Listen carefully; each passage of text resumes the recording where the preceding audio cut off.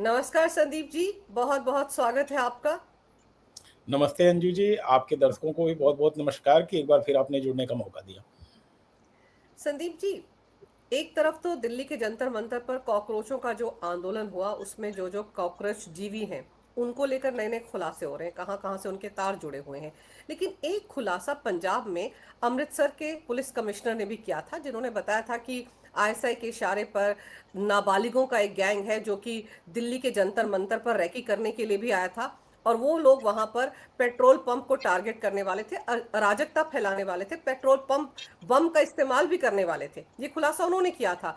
लेकिन देखिए, जैसे उन्होंने ये खुलासा किया, उसके एक दिन बाद भगवंत मान ने उनको उनका ट्रांसफर कर दिया, उनको उनके पद से हटा दिया। तो क्या ये माना जाए कि उनके इस खुलासे से आम आदमी पार्टी के, केजरीवाल के किसी बड़े मंसूबे पर पानी फिर गया, या पोल पट्टी खुलने का डर है? मैं पंजाब को थोड़ा दिल्ली से कनेक्ट करना चाहूँगा। 10 साल जो केजरीवाल का समय रहा, आप एक चीज़ समझिए कि 10 साल तक दिल्ली पूरी तरह से अराजकता के माहौल में रही। उसमें कहीं न कहीं लिंक जो था पंजाब से जुड़े हुए थे। और आपने देखा कि आज जो चीज़ निकल कर के आ रही है सामने, वह वही बात की पुष्टि कर रही है कि भाई कहीं न कहीं अराजक तत्वों का मेल है। नहीं तो एक मुख्यमंत्री, एक सिटिंग मुख्यमंत्री अगर अपने आप को डिक्लेयर करता है कि मैं अराजक हूँ, मैं अनार्किस्ट हूँ, तो उसकी पार्टी अगर पंजाब में सत्ता में है तो आज किस तरह से व्यवहार कर रही है। जो खुलासे हुए हैं उस पर जवाब देने की बजाय जो है पंजाब सरकार ने, देखिए बात क्या कही है, ये नहीं कहा है कि इन्होंने कहा है, बल्कि मिस कोट किया गया भुल्लर साहब को। भुल्लर साहब को मिस कोट किया गया तो भाई उसको कोर्ट एक्शन लो ना, जिन्होंने मिस कोट किया। भुल्लर साहब के खिलाफ क्यों कार्रवाई की जा रही है? भुल्लर साहब के बयान को तो पंजाब सरकार ने गलत नहीं कहा, लेकिन कहा कहा मिस कोट किया गया। अरे भाई उन्होंने क्या बात बताई है? उस पोल को खोला है, उस जड़ को खोला है जिससे पंजाब का युवा नशे में गिरफ्त में आ चुका है। पंजाब आज पूरी तरह से आईएसआई के राडार पर है। पूरी तरह से ऐसी ताकतें जो देश को खोखला करना चाहती हैं, उसमें कहीं न कहीं पंजाब के युवाओं को टारगेट किया जा रहा है। और उसको टारगेट करने में कुछ राजनीतिक दल, या एक मैं कहूँ सीधे कहने में कोई हर्ज नहीं है कि अराजक राजनीतिक दल जो है आईएसआई के हाथों में खेल रहे हैं। भाई अगर इस तरह की रिपोर्ट एक पुलिस ऑफिसर ने निकाली है तो कितनी मेहनत की होगी भाई। उन्होंने क्या चीजें निकाली है कि भाई रेलवे ट्रैक को टारगेट किया जा रहा है, रेलवे ट्रैक की फुटेज मांगी जा रही है। मतलब आप समझ रहे हैं पाकिस्तान के मंसूबे कितने खतरनाक हैं। भविष्य आप सोच सकते हैं कितने लोगों को मारने का, कितनी तबाही मचाने का पंजाब में इरादा है। तो इन सब चीजों की बात अगर होती तो इस पे मुख्यमंत्री को गंभीरता से उन्हें सम्मानित करना चाहिए था। उनके लिए कहा चाहिए था, पंजाब पुलिस की कहना चाहिए था कि hats off you, hats off your effort, कि आप लोगों ने इतनी मेहनत की कि ये सब चीजें निकाली है। लेकिन बात जो चीज निकल कर आ रही है कि उसके लिंक जंतर मंतर में जो प्रोटेस्ट हुए उससे जुड़े। और ऐसा तो है नहीं केवल पंजाब के लिए कहा जा रहा है। जब झारखंड से अरेस्ट होती है, जब पश्चिम बंगाल से अरेस्ट होती है, तो इस बात को तो माना जाएगा ना कि एंटी नेशनल एलिमेंट जो है केवल पंजाब में ही नहीं है, बाकी जगह से भी अरेस्ट हुए हैं। लेकिन वहां के मुख्यमंत्रियों ने तो वहां की पुलिस के लिए कुछ नहीं कहा। आप झारखंड का ले लीजिए, झारखंड में तो NDA government is not in power. Jharkhand police को भी तो इस पर चाहती तो इस तरह की कार्यवाही कर सकती थी। लेकिन झारखंड जड़ से जुड़ी हुई पार्टी है ना भाई। झारखंड के लोगों की सुरक्षा है, झारखंड के लोगों की जवाबदेही है उनकी। और अगर वहां का पुलिस ऑफिसर इस तरह की कोई चीज कर रहा है तो उसको उन्होंने अप्रिसिएट किया है।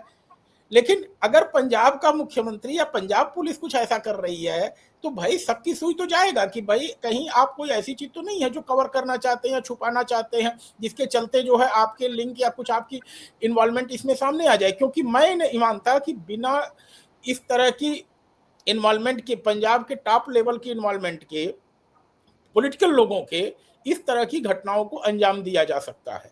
भाई कुछ लिंक निकले होंगे तभी तो उन्होंने कहा ना कि युवाओं को टारगेट किया गया, माइनर बच्चों को टारगेट किया। और जो जंतर मंतर होके आए हैं, जहां जंतर मंतर में वो लोग गए थे, जो है इस तरह का उनका रिमार्क है। तो इस पे तो सरकार को कहना चाहिए कि इसमें और गहराई तक हम जाएंगे। आपने उस पुलिस ऑफिसर को ही ट्रांसफर कर दिया। भाई ये तो एक तरह से कहें हमारी सेनाओं का, हमारे पुलिस के लोगों का मनोबल तोड़ने वाला ही कदम है जो है। बिल्कुल।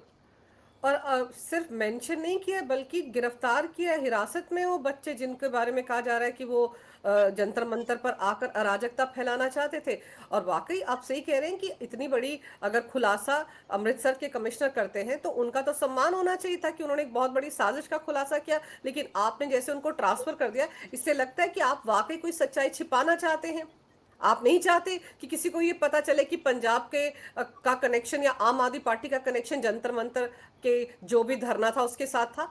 केजरीवाल ये नहीं चाहते होंगे इसीलिए। और फिर ये भी सोचिए कि ये जो आम आदमी पार्टी की सरकार पंजाब में है संदीप जी, इसके रहते हुए लॉ एंड ऑर्डर की कैसी कुव्यवस्था वहां पर है। आप देखिए कितने सारे लोग वहां पर खालिस्तानी पकड़े गए। अमृतपाल सिंह खालिस्तानी इन्हीं के राज में 34 दिन तक छिपता फिरता रहा पंजाब में, और पंजाब पुलिस को ऑर्डर ही नहीं था उसको पकड़ने का, और पंजाब के गृह मंत्री तो भगवंत मान ही है। देखिए, साफ बात बिल्कुल स्पष्ट हो गई है इसमें कि केजरीवाल की पार्टी कहीं न कहीं कोई चीज़ है जो छुपाना चाहती है, और अगर छुपाना नहीं होता तो इस तरह का जिस चीज़ पे सैल्यूट मिलना चाहिए था, जिस तरह का सम्मान मिलना चाहिए, उस तरह से अपमानित किया गया। एक दूसरी बात मैं आपके दर्शकों के लिए छोड़ रहा हूँ, भाई जो रिकवरी हुई है वो पिस्टल की रिकवरी हुई, 3 पिस्टल की रिकवरी हुई है, कार्ट्रिज की रिकवरी हुई है। तो पिस्टल और कार्ट्रिज इन सब के तह तक पुलिस को जाना है क्या? केजरीवाल एंड कंपनी, मैं सीधे कह रहा हूँ, मुख्यमंत्री भले भगवंत मान है, वो तो केवल प्यादे हैं, उनको कुछ मतलब तवज्जो न पार्टी के लोग देते हैं ना ही वो इस तरह के हैं। क्या उस तह तक जाने देगी आज की सरकार जो वहां पर है? पुलिस क्या अब उस तह तक जांच कर पाएगी जिस तरह से पुलिस ऑफिसर को ट्रांसफर कर दिया गया? नए पुलिस ऑफिसर जो कोई भी आएंगे क्या इसकी तह तक जाएंगे? ये सारे सवाल हैं जिसका जवाब कहीं न कहीं नकारात्मक तौर पे आएगा, और नकारात्मक तौर पे आने का मतलब है कि भाई आप उस गेम में जिसमें पंजाब फंसा हुआ है अंतर्राष्ट्रीय साजिश में, उस साजिश में शक की सुई आपके ऊपर भी जाएगी। क्योंकि अगर इस तरह की रिकवरी कोई आई, ऐसा नहीं है कि केवल लिप सर्विस है पुलिस ऑफिसर की, रिकवरी जब किसी चीज की होती है तो उस पर एक एविडेंस माना जाता है, और उस एविडेंस की सोर्स तक तह तक जाना पुलिस की जिम्मेदारी है। और अगर पुलिस नहीं जाती है तो इसके लिए जिम्मेदार वह पुलिस ऑफिसर होता है। क्यों क्यों पुलिस ऑफिसर हटा दिया आपने? तो right now state forward liability is on the state government कि स्टेट गवर्नमेंट इस जांच को क्यों रोकना चाहती है, इस जांच को क्यों आगे बढ़ने नहीं देना चाहती है। और मुझे लगता है कि इसमें केंद्र सरकार को भी आगे बढ़ करके कहीं न कहीं इस मामले की जांच को अपने हाथ में ले लेना चाहिए। क्योंकि जिस तरह से पुलिस ऑफिसर्स पे प्रेशर बनाया गया है, जिस तरह से पुलिस अधिकारियों को अपमानित किया गया, इसको मैं इंसल्ट ही कहूंगा, ये दबाव नहीं, इसको सीधे सीधे इंसल्ट और अपमानित करना किया गया है। तो इसका मतलब है कि देखिए, किसी भी विभाग में जब ट्रांसफर होता है तो सीधा नियम होता है कि जिसको हटाया गया है उसके जैसा काम आपको नहीं करना है, आपको कुछ अलग करना है। अदरवाइज अगर वही काम करना होता तो उसको हटाया क्यों गया? इट मीन आपको जांच दूसरे डायरेक्शन में करनी है, उस डायरेक्शन में नहीं करनी है जिसमें भुल्लर साहब ने किया था। तो इशारा सरकार का साफ है कि आपको अपनी जांच की डायरेक्शन बदलनी पड़ेगी, और जांच की डायरेक्शन बदलनी पड़ेगी, यह बहुत ही गंभीर विषय है। और इसमें मुझे लगता है कि केंद्र सरकार को भी दखल देना चाहिए। और केंद्र सरकार, क्योंकि बॉर्डरिंग स्टेट है पंजाब, पंजाब ऐसा राज्य है जो एक ऐसे देश से जुड़ा हुआ है जो भारत में चाहता है कि हमेशा अशांति हो, यहाँ का युवा भटका रहे और नशे में फंसा रहे। तो इसलिए मुझे लगता है कि केंद्र सरकार इसमें जरूर दखल देगी और इस तह तक जाने की कोशिश करेगी। केजरीवाल एंड कंपनी इसमें सफल नहीं होगी कि भाई जांच को किसी तरह से जो है दूसरी डायरेक्शन में मोड़ने की कोशिश की जाए। आप सही कह रहे हैं, क्योंकि अमृतपाल सिंह जब 32 दिन तक पकड़ा नहीं गया था तो केंद्रीय सुरक्षा बलों ने मोर्चा संभाला था। गृह मंत्री अमित शाह ने केंद्रीय सुरक्षा बलों को पंजाब में भेजा था, और फिर उनके साथ सहयोग करते हुए पंजाब पुलिस ने उसको पकड़ लिया था कि कहाँ था। तो ये सवाल तब भी उठे थे कि क्या पंजाब पुलिस को नहीं पता था कि वो कहाँ है उनके राज्य में। लेकिन उस वक्त भी भगवंत मान सरकार पर आरोप लगे थे कि वो उसको बचाने की कोशिश कर रहे थे, और अब भी खेल कुछ वैसा ही दिख रहा है। और आप सही कह रहे हैं कि केंद्रीय गृह मंत्रालय को इसमें कहीं ना कहीं इंटरवीन करना पड़ेगा। लेकिन आप ये सोचिए कि यही आम आदमी पार्टी जो है, जो ईमानदारी का ढिंडोरा पीटती है, कट्टर ईमानदार सिर्फ इसी पार्टी में बसते हैं। कुंवर विजय प्रताप सिंह नॉर्थ अमृतसर से आम आदमी पार्टी के ही विधायक हैं, और वो पूर्व आईपीएस हैं। उन्होंने वॉलेंटरी रिटायरमेंट ली थी, आम आदमी पार्टी में शामिल हुए थे, और उनका निकाल क्या भी हाल। दिया उनको पार्टी से। उनको पार्टी से निकाल दिया इसने। इसने जो है कट्टर ईमानदार ने उनको पार्टी से ही निकाल दिया, जिन्होंने अपनी पुलिस की नौकरी छोड़ करके केजरीवाल का साथ दिया। केजरीवाल ने किसको छोड़ा है? किसी का सगा नहीं है ये व्यक्ति, किसी का सगा नहीं है। और इसीलिए इसको ऐसे लोग मिल भी रहे हैं जो इसको भी धोखा दे रहे हैं ना। काई में काई मिले, मिले कीच में कीच। मैं किसी का नाम नहीं ले रहा हूं, लेकिन इसके साथ भी कुछ लोगों ने जो है सत्ता का मजा लिया और इसको धोखा दे करके धीरे से निकल लिए। क्यों? क्योंकि उन्हें पता है कि इसके साथ अगर जुड़े रहेंगे तो हमारी क्रेडिबिलिटी भी जो है देश में या विश्व में जो है हमारा जो सम्मान होना चाहिए वह नहीं होगा और हमें भी अपमानित होना पड़ेगा। इसलिए समय रहते इसकी जहाज से लोग कूद भी रहे हैं। ऐसा नहीं है कि यही लोगों को साथ छोड़ रहा है, बल्कि इसके भी लोग साथ छोड़ रहे हैं। लेकिन बात पे रहते हैं, मुद्दा ये है कि जिस तरह से केजरीवाल ने इस तरह के लोगों को साथ दिया है, जिस तरह से पंजाब पुलिस सबके दायरे में है, मैं तो कह रहा हूं आखिर क्या बात है कि बीएसएफ का दायरा बढ़ाना पड़ा केंद्र सरकार को। तो केजरीवाल एंड कंपनी या पंजाब पुलिस ही सबके दायरे में है, नहीं तो बीएसएफ को 50 किलोमीटर तक बॉर्डरिंग जिलों में जो है जुडिक्शन नहीं दी जाती। तो कहीं न कहीं पंजाब पुलिस में भी सरकार को ये देखना है कि कहीं ऐसे तो नहीं है कि जो आईएसआई से तार जुड़े हैं या ऐसे लोगों से तार जुड़े हैं जो देश को खोखला करना चाहते हैं। क्योंकि सरकार के साथ-साथ पंजाब पुलिस की भूमिका भी जाँच के दायरे में आनी चाहिए। ऐसे मामलों में ख़ास करके जहाँ पर देश की सुरक्षा से जुड़ा हुआ मामला आ जाए, वहाँ पर केंद्र सरकार को शांत और ऐसे तो टॉलरेट नहीं कर सकती है चीज़ों को कि भाई केंद्र राज्य संबंधों में किसी तरह की दिक्कत आएगी या राज्य की संप्रभुता में किसी तरह से केंद्र सरकार दखल दे रही है। भारत की संप्रभुता सबसे ऊपर है और उस संप्रभुता पर कहीं भी आँच आती है तो मुझे लगता है केंद्र सरकार उसमें दखल देने से ज़रा-सा भी हिचक नहीं करेगी। क्योंकि आज पंजाब का युवा सबसे बड़े खतरे से जूझ रहा है, जिसको कहते हैं नशा। नशे का कारोबार जिस तरह से सीमा पार से हो रहा है और नशे की खेप रह रह के पकड़ी जा रही है, लेकिन जब इस तरह से टॉप के पुलिस ऑफिसर को एम्ब्रेस किया जाता है, उसका ट्रांसफर किया जाता है, तो कहीं न कहीं पुलिस के अधिकारी जो ईमानदारी से इस काम में लगे हुए हैं, उनको भी डर लगता है कि भाई हम अगर कुछ आगे बढ़ कर के कुछ प्रोएक्टिव होकर के काम करेंगे, तो कहीं हमें ही ना टारगेट किया जाए, पुलिस के अधिकारियों के द्वारा ही या सरकार के लोगों के द्वारा ही। तो ऐसे में केंद्र सरकार को आकर के एक पहल उठानी चाहिए जिससे कि मनोबल अधिकारियों का बढ़े जो है। लेकिन याद कीजिए कि यही वो पंजाब पुलिस है जिसने आतंकवाद पर काबू पाया था। पंजाब पुलिस की काबिलियत पर किसी को शक नहीं है, लेकिन ये जो राजनेता होते हैं, भगवंत मान ही गृह मंत्री है ना, उनके अंडर ही पंजाब पुलिस आती है।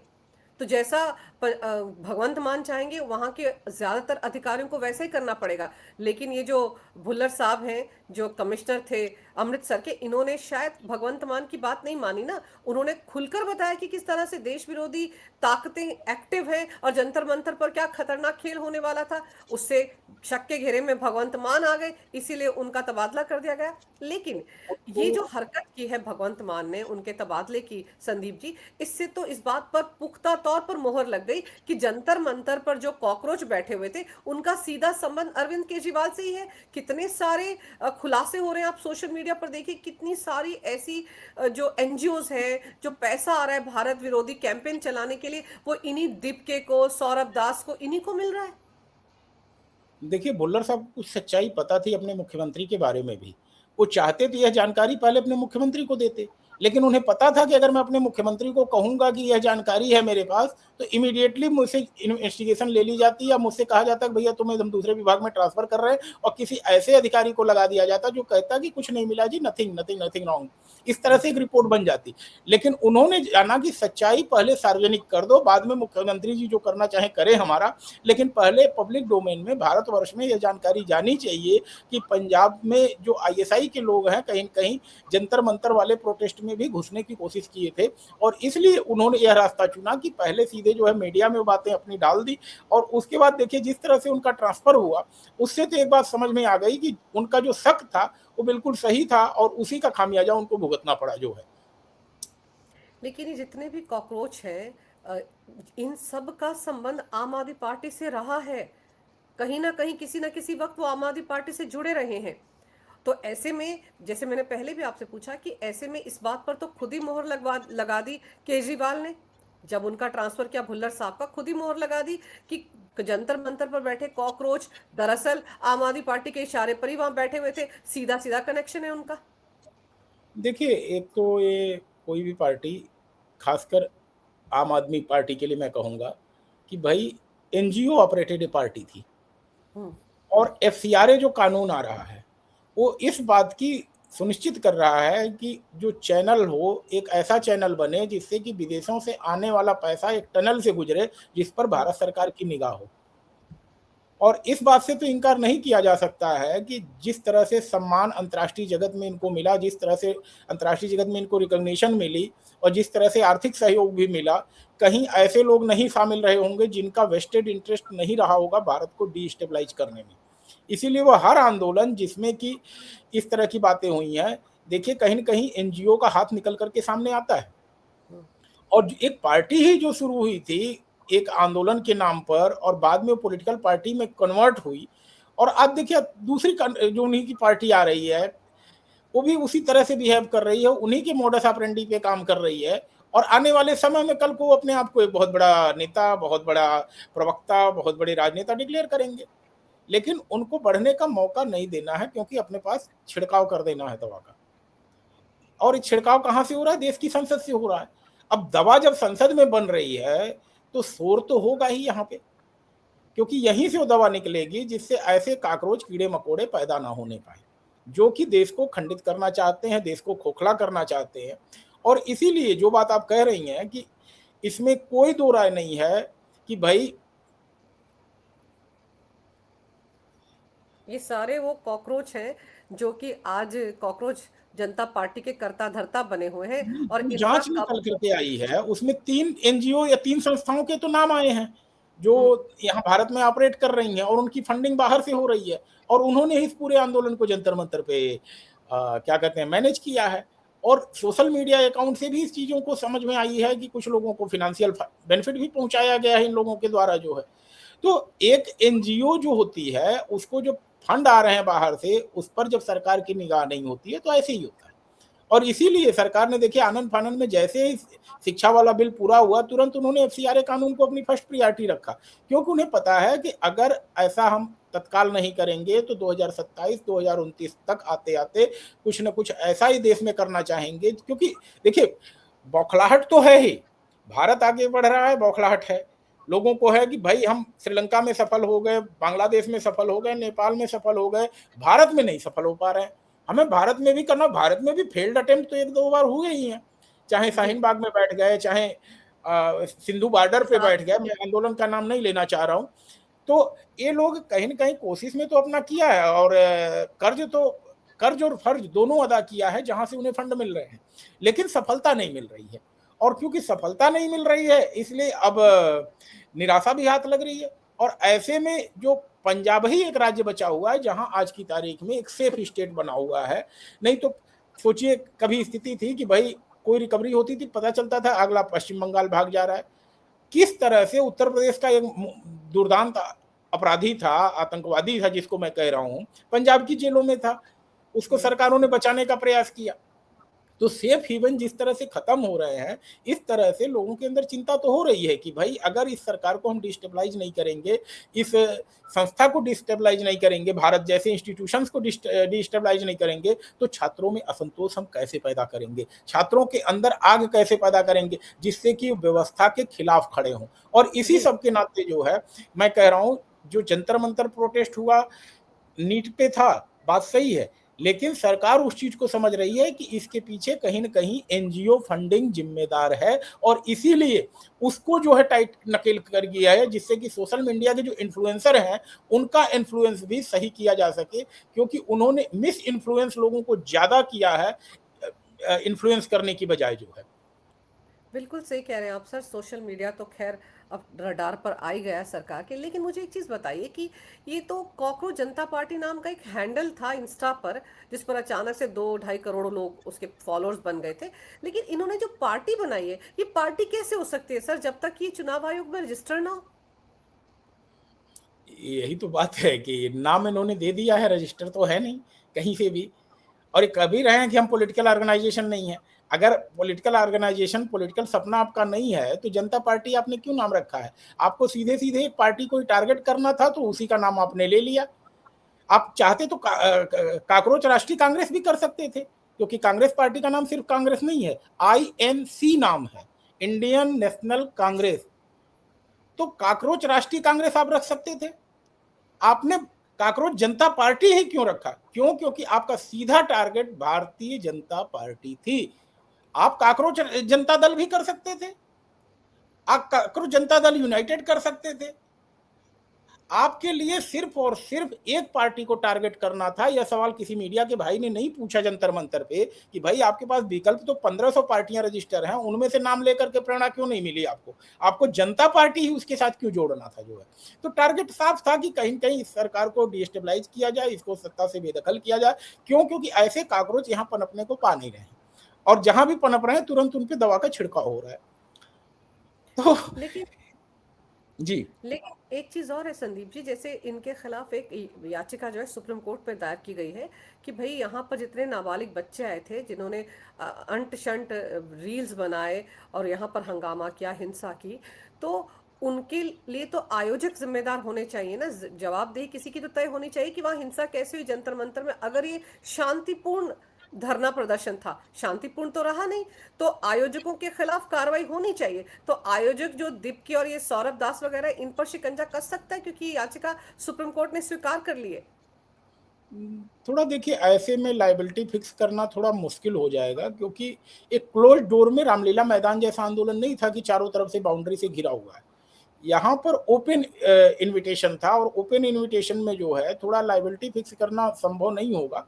लेकिन मुझे लगता है इस पर भी सरकार कहीं ना कहीं ध्यान देगी कि एक ऐसा कानून बनाया जाए कि जिससे कि इस तरह के कोई आंदोलन अगर होते हैं तो आयोजक जिनको परमिशन दी गई है उनके ऊपर जिम्मेदारी फिक्स की जाए। क्योंकि इस तरह से अगर कोई हिंसा फैलती है तो उसमें जिम्मेदारी से आयोजक अपने आप को सिर्फ इसलिए नहीं किनारा कर सकते कि हमारा इससे कोई लेना देना नहीं है और भीड़ आ गई तो आ गई, ठीक है। तो इस पर भी जांच मुझे लगता है कि सरकार की निगाह में होगा कि ऐसा कानून कोई लाया जाए जिससे कि इस तरह के आंदोलनों को, जो सड़क जाम करके बैठ जाते हैं या फिर धरने पे बैठ जाते हैं, पब्लिक को दिक्कत होती है, और उसमें आइडेंटिफाई कर पाना who are the team members and who are the मतलब मेयर वाचर स्पेक्टेटर। तो इन सब चीज़ों से जो है थोड़ा सा सरकार कुछ ना कुछ कानून लाने की कोशिश करेगी कि इस पर भी नियंत्रण रखा जाए जो है। जी लेकिन संदीप जी, जब आयोजकों की जिम्मेदारी नहीं है, वहां मौजूद भीड़ ने क्या किया, वहां पर किसके कहने पर वो 2873 आपराधिक पृष्ठभूमि वाले अपराधी पहुंचे, ये आयोजकों को पता नहीं है, तो फिर किस मुंह से विपक्ष केंद्रीय गृह मंत्री का इस्तीफा मांग रहा है? आप सोचिए कि केंद्रीय, वहां तो पुलिस ने आकर उस सारी अराजकता को, उस हिंसा को रोका। ये लोग तो संसद भवन में चढ़ जाते। तो आप सोचिए, संसद भवन से 100 मीटर की दूरी पर तो इनको पुलिस ने लाठीचार्ज करके रोका। तो पुलिस फिर ऐसी स्थिति में क्या करे? ऐसे में आप सीधे सीधे केंद्रीय गृह मंत्री से कह रहे हैं कि किसने ऑर्डर दिया था लाठीचार्ज का, जवाब दें। राहुल गांधी की गाड़ी तो जंतर मंतर पर ही अटक गई है। नहीं नहीं, इनको अमित शाह जी का भी इस्तीफा नहीं चाहिए। मैं पहले दिन से कह रहा हूँ, प्रधानमंत्री टारगेट है, प्रधान टारगेट नहीं है। और मैंने कहा था कि अमित शाह जी का रिजिग्नेशन अगर हो जाए तो प्रधानमंत्री पे आएंगे। और आपने देखा कि जैसे ही उनको सफलता मिली उन्होंने कहा पहला विकेट गिरा। पहला विकेट हम्म। गिरने का मतलब क्या होता है कि भाई हम अपने टारगेट में सफल हो गए। तो बात क्या है कि आप जब नाम काकरोच जनता पार्टी रखते हैं तो देश की जनता को भी ये सवाल पूछना चाहिए था कि भाई आपने काकरोच जनता पार्टी ही अपना नाम क्यों रखा, और कहीं न कहीं इनके मंसूबे वहीं क्लियर हो जाते जो है। लेकिन आप जानिए कि राजनीति में जब आदमी सफल नहीं होता है तो बैकडोर से पॉलिटिक्स करने की कोशिश करता है। ये बैकडोर पॉलिटिक्स में कहीं केजरीवाल एंड कंपनी या इंडी गठबंधन के लोग भी इसमें शामिल हैं, इसमें कोई दो राय नहीं है। क्योंकि जिस तरह से इन लोगों ने आगे करके छात्रों को, इस आंदोलन को कलंकित करने की कोशिश की, इन लोगों का इंतजार था कि कहीं से पुलिस से गोलियां चल जाए, पुलिस से लाठीचार्ज हो जाए, 2-4 लोगों की डेथ हो जाए, फिर उनकी फोटो और मूर्ति हम चौराहे पे लगा करके उसी पर जो है पूरी दिल्ली की व्यवस्था को जो है बर्बाद करेंगे। लेकिन हमें उन पुलिस अधिकारियों को सैल्यूट करना चाहिए जिन्होंने उस एंगल का पता लगाया जिसके बारे में किसी ने बात भी नहीं की। देखिए, किसी ने नहीं कहा कि इसमें आईएसआई भी शामिल हो सकती है, विदेशी ताकतें भी शामिल हो सकती हैं। हर किसी ने कहा कि हाँ भाई क्रिमिनल शामिल हैं। लेकिन जिस तरह से एंगल निकल करके आया कि भाई पंजाब से अरेस्ट हो रही है, 9 या 10 लोगों की अरेस्ट टोटल हुई है, झारखंड से अरेस्ट हुई, पश्चिम बंगाल से अरेस्ट बंगाल हुई, से और ये बंगाल से तीनों ही जैश ए मोहम्मद का आतंकवादी पकड़ा गया, ये जो कह तीनों रहा ही है कि स्टेट उसके इरादे थे यहाँ आने के। ये ये तीनों ही स्टेट अभी मतलब कुछ महीने पहले ही पश्चिम बंगाल आया है एनडीए के कंट्रोल में। नहीं तो बाकी तीनों राज्य तो गैर एनडीए शासित थे, और वहां पर ये नहीं कहा जा सकता कि भाई सारे लोगों ने मिल करके फंसा दिया किसी को। तो पुलिस ने काम किया है तो उन पुलिस अधिकारियों को सैल्यूट किया जाना चाहिए। और मेरा मानना है कि पंजाब का जो मामला है, इस मामले को गंभीरता से लोगों को उठाना चाहिए कि भाई इस तरह से बहादुर पुलिस ऑफिसर को जिस तरह से डिमोरलाइज किया गया है, उनका भी पक्ष एक बार सुना जाना चाहिए था। इस तरह से पनिशमेंट देने की जगह जो है, और इसका जवाब देना चाहिए सरकार को कि भाई ऐसा क्या कारण रहा कि आपने जो है इस तरह का कदम उठाया, खासकर उस ब्रेव पुलिस ऑफिसर के खिलाफ जो आपका टॉप बॉस है पुलिस का, और जिसने इस तरह के खुलासे किए। उन खुलासों पर टिप्पणी करिए ना कि भाई आपके राज्य से अगर ये अरेस्ट हुई है, आपके राज्य से अगर ये रिकवरी हुई है, इन सब की तह तक जाने के लिए पंजाब पुलिस या पंजाब की सरकार क्या कर रही है, इस पर हरबंस मुख्यमंत्री को जवाब देना चाहिए जो है। तो इन सब बातों पर तो अभी तक कोई टिप्पणी नहीं आई है सरकार की तरफ से, जिसका हम सभी को इंतजार है। बिल्कुल कोई टिप्पणी नहीं आई, बल्कि ट्रांसफर ही किया गया है। लेकिन अब जब ये मामला पूरा खुलकर सामने आ गया है, इस मामले को भगवंत मान सरकार दबाने की कोशिश कर रही है। उनको शायद डर है कि आगे अगर इसकी जांच पड़ताल बढ़ेगी तो पता चला उनकी पार्टी के कुछ नेताओं के नाम आ गए। तो इसी डर के मारे उन्होंने इस मामले को निपटाने के लिए एक तरह से जो कमिश्नर साहब थे उनका तबादला कर दिया। लेकिन आपने ये भी सही कहा कि केंद्रीय गृह मंत्रालय को इसमें इंटरवीन करना चाहिए, और जो जांच जहां अधूरी छूट गई है उसको आगे बढ़ाना चाहिए। इस पूरी खबर की जिसका खुलासा भुल्लर साहब ने किया, इसके तह तक जाना चाहिए। क्योंकि अगर इसकी तह तक जाएंगे तो आम आदमी पार्टी पूरी तरह से बेनकाब हो जाएगी कि उन्होंने ही कॉकरोचों को वहां पर बैठाया था और उसकी आड़ में वो अराजकता फैलाना चाह रहे थे। और अंतर्राष्ट्रीय जो इकोसिस्टम है वो तो इसमें शामिल रहता ही है। भारत में अराजकता फैले और उसके लिए फंडिंग वो लोग ना करें, ये तो हो नहीं सकता। तो इसके पीछे कितने कौन कौन से एनजीओ हैं, किस किस की फंडिंग है, इसका खुलासा तभी हो सकता है जब भुल्लर साहब ने जो मामला सामने रखा है उसकी जांच पड़ताल केंद्रीय गृह मंत्रालय की तरफ से हो। भगवंत मान सरकार ऐसा कुछ करेगी इसकी तो उम्मीद नजर नहीं आ रही है। आपने संदीप जी समय निकाला, बहुत विस्तार से इस विषय पर बहुत अहम जानकारी मेरे दर्शकों को दी। आपका बहुत बहुत धन्यवाद। नमस्कार। भारत माता की जय। वंदे मातरम। जय हिंद। जय हिंद अंजू जी, जय हिंद।